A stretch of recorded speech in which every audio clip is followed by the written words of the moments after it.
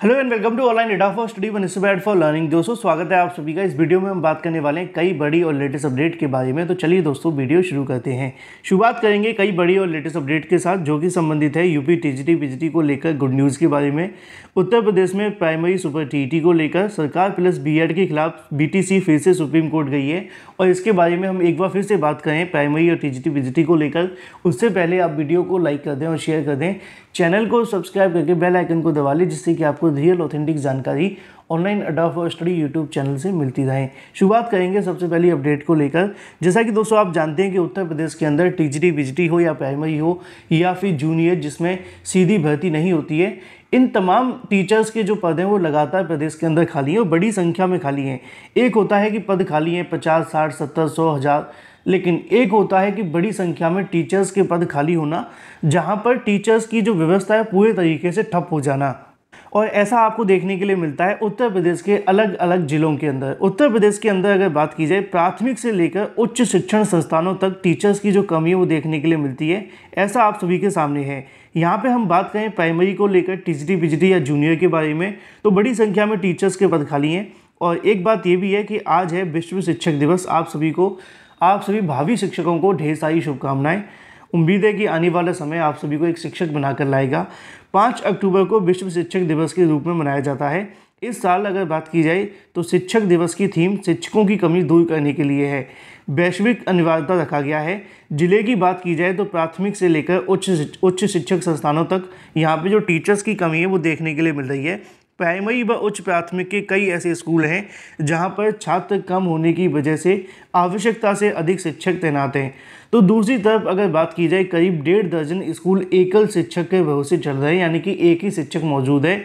शिक्षण कार्य को बेहतर तरीके से संचालित करने के लिए मानक के अनुरूप शिक्षक की तैनाती हो। बेसिक शिक्षा विभाग की अगर बात की जाए तो यहाँ पे जो 30 शिक्षक होते हैं, मतलब जो 30 छात्र होते हैं वहाँ पे एक शिक्षक रखा जाता है प्राइमरी के अंदर और 35 छात्रों पर एक शिक्षक रखा जाता है जूनियर के अंदर और 150 छात्रों पर एक हेडमास्टर रखा जाता है। ऐसे में प्राइमरी कक्षा से 1 से लेकर 5 तक के प्राइमरी और उच्च प्राइमरी कक्षा से 8 तक के बच्चे पढ़ाने के लिए लिहाज से प्रत्येक कक्षा में एक एक अध्यापक होना चाहिए। लेकिन छात्र संख्या के आधार पर शिक्षकों की कमी की तैनाती के चलते एक साथ 2 या 3 कक्षाएं चलती हैं, जिससे कि यहाँ पे जो टीचर्स की कमी है उसके चलते शिक्षण व्यवस्था प्रभावित हो रही है वो ना हो सके। लेकिन सही मायनों में ऐसे भी पढ़ाना कोई ज़्यादा काम का नहीं है। इन्हीं तमाम मुद्दों को लेकर यहाँ लिखा हुआ है कि अगर बात की जाए शिक्षण का जो जिम्मा होता है वो सभी कक्षाओं को चलाने के लिए एक ही शिक्षक पर देखने के लिए मिलता है। विभाग के अनुसार जिले में 2074 परिषदीय विद्यालयों में 4600 सहायक अध्यापक कार्यरत हैं।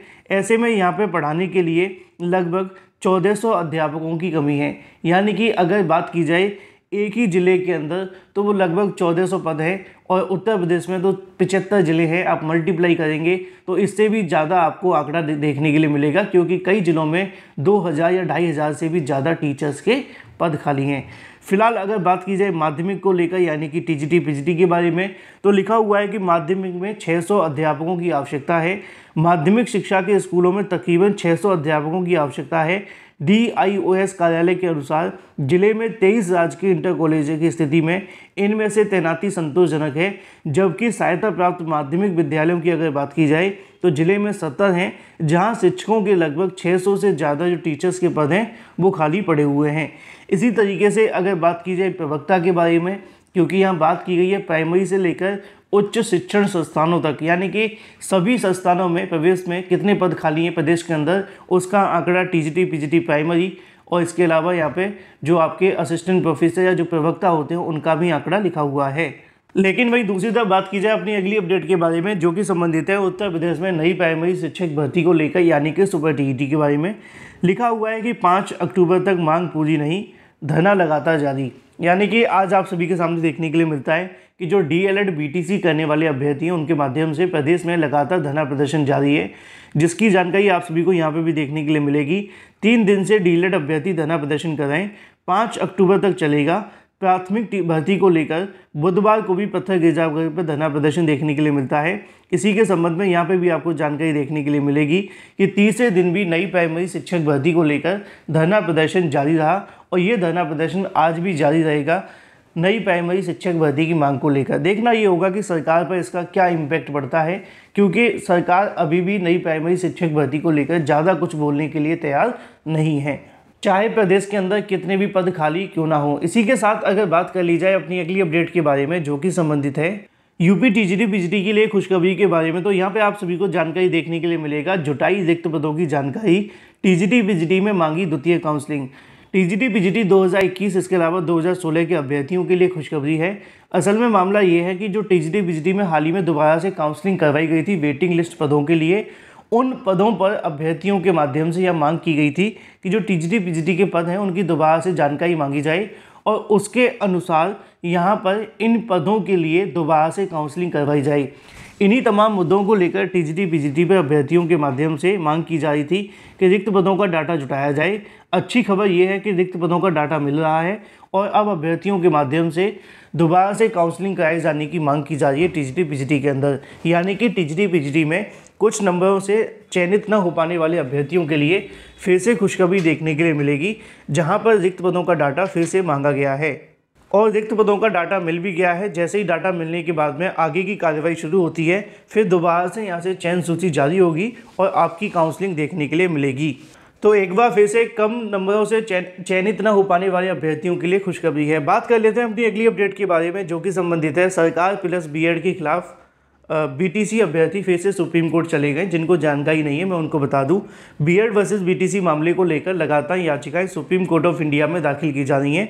आप सभी को पता होगा कि हाल ही में सरकार के माध्यम से एक पिटीशन फाइल की गई है सुप्रीम कोर्ट ऑफ इंडिया में बीटीसी के खिलाफ, और ये याचिका दाखिल की है बिहार सरकार ने।